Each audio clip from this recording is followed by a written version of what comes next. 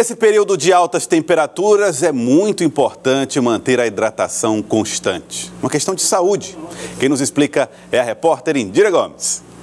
Boa tarde, Joelson. Boa tarde a todos. Olha, Joelson, não é segredo para ninguém que esse calorão que está fazendo nos últimos meses do ano, aí o nosso famoso BR-Obró, traz inúmeros problemas de saúde, né? A gente sente isso na pele, a gente sente isso nessa dificuldade de respirar, afeta o nosso sistema respiratório e afeta também o nosso sistema urinário. Então, a gente vai conversar agora com o especialista aqui do São Marcos, que é o urologista Luciano Couto, oncologista também, né, doutor Luciano? E a gente queria conversar com o senhor sobre que problemas as altas temperaturas trazem para o nosso sistema urinário. Boa tarde. Boa tarde. É muito importante realmente para o trato urinário essa questão da temperatura, né? Nós convivemos aqui com alguns problemas que aumentam muito de incidência nesse período do ano, embora a nossa temperatura seja quente o ano inteiro, mas nesse período nós convivemos com esse problema mais intenso, principalmente os problemas de infecção urinária e a litíase urinária, que estão relacionadas diretamente com a concentração de urina. Quando a gente toma menos líquido, a nossa urina vai ficar mais concentrada, e isso é o fator principal para predispor à ocorrência de infecções urinárias e formação de cálculos, as pedras nos rins. Nessa fase do ano, a gente perde muito pela transpiração, mas nós perdemos líquido quando falamos, quando respiramos, e isso vai fazer com que a gente tenha que ingerir uma quantidade bem maior de líquido para compensar essas perdas. Qual é o sintoma para a gente perceber que tem alguma coisa errada? A primeira coisa que serve de alerta é o aspecto, a tonalidade da urina. Quando a urina fica muito concentrada, muito escura, é sinal de que está faltando líquido.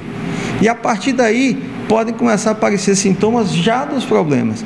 Ardência, dor para urinar, uma necessidade às vezes de urinar com uma frequência maior, às vezes urinando menos do que o que se imaginava que ia urinar, e eventualmente dores abdominais ou lombares, e essas já relacionadas com a ocorrência dos cálculos urinários. Qual é a quantidade ideal de água a ser ingerida por dia? E tem diferença com relação a homem e mulher, com relação à idade, criança, idoso? Quanto a gente deve beber de água?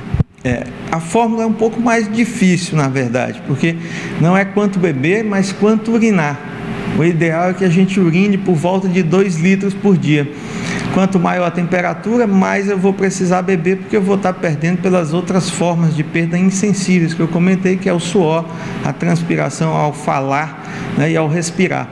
Então, como é difícil medir a quantidade de urina, a gente orienta que fique atento à tonalidade, porque te dá uma ideia do quanto você está urinando. Se estiver muito concentrado é porque você está urinando pouco.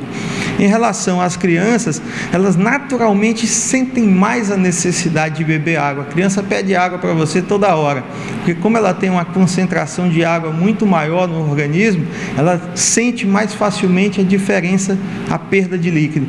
O idoso, ao contrário, ele perde muito a sensibilidade dessa falta de água. É comum que o idoso não sinta vontade ou que ele beba muito pouca água durante o dia.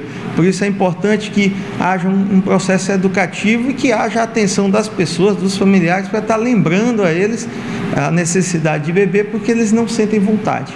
Doutor Luciano, o senhor falou idoso, a gente acaba associando idoso com câncer de próstata e que, na verdade, isso precisa ser dado esse alerta cada vez mais cedo, né? Principalmente agora que nós estamos aí no Novembro Azul, que é um mês de conscientização da saúde do homem. Os homens têm o hábito de procurar o médico ou ainda existe essa história de que ele sempre deixa para depois? Isso é uma realidade nossa, por isso a importância das campanhas realizadas com intuito educativo. O Novembro Azul é uma campanha que é a iniciativa da Sociedade Brasileira de Urologia, mas que também é encampada por várias outras entidades e que tem esse objetivo: trazer informação para o homem da necessidade de assumir a responsabilidade em cuidar da própria saúde.